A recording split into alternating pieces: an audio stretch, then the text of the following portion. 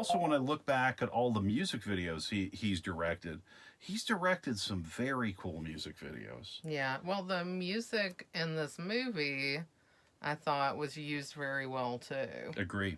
I don't know if you wanted to say any of the music videos he's done. The first video that came to mind was Knives Out by Radiohead. Mm. And Oh, Radiohead's good. yeah, I mean, and that's really the one that stuck out to me. I was like, wow.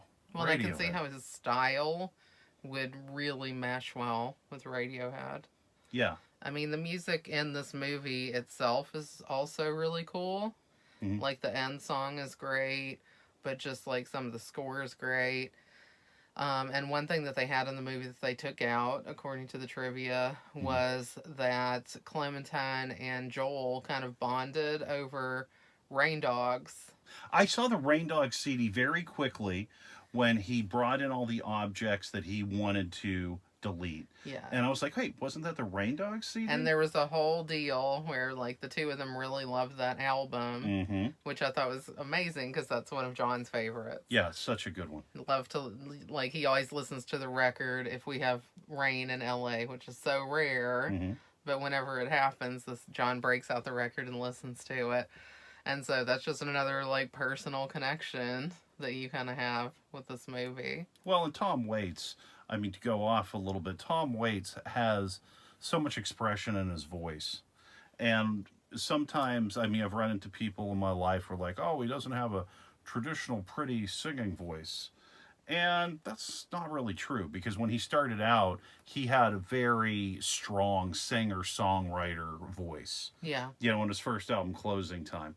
But, you know, then he turned into like this growling, just animal. You know, it's just like this I don't even know how to express it. Well, it's like a very character-y voice. Yes.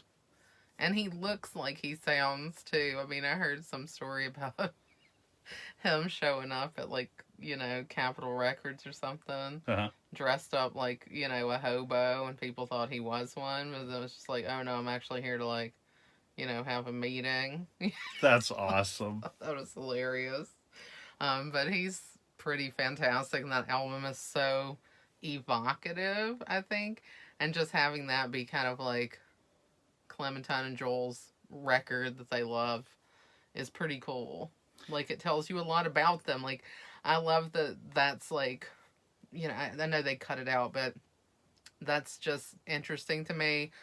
You and me have had this discussion before about how when we know what type of music people like, it kind of tells us something about them. Sure. We had a record in our collection at one point that we used as a ringer to, like, jokingly identify somebody who was lame.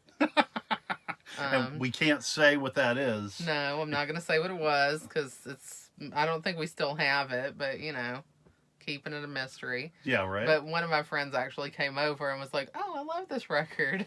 And we were, like, trying so hard not to laugh, because I really was friends with this person. I didn't think they were lame, but I couldn't believe they picked that record out of the entire collection that we had. It was so funny.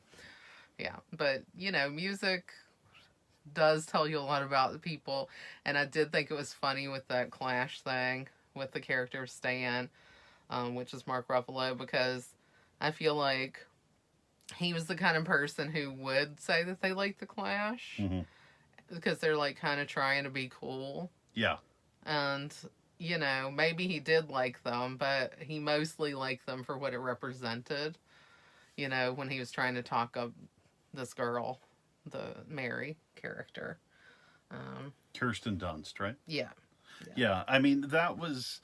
Well, he had a very cultivated look. He had that look of the aloof man from that period. You know? He had, like, the fake mohawk, the black-rimmed glasses. Yeah. Yeah. And it was just his whole demeanor. That was his deal. And you couldn't tell... Is this legit, or is this kind of fake? Or I don't. Mark Ruffalo's pretty cool, so he carried it pretty well. Yeah. But maybe too well. Maybe that's it. Maybe he was too cool and shouldn't have been that cool. Well, when you put him next to Patrick, Elijah Wood, Well, yeah, wouldn't he look was good? like, Yeah. oh man. Ugh. Yeah. Patrick. It's, well, Patrick is our villain in the film. Definitely. And that's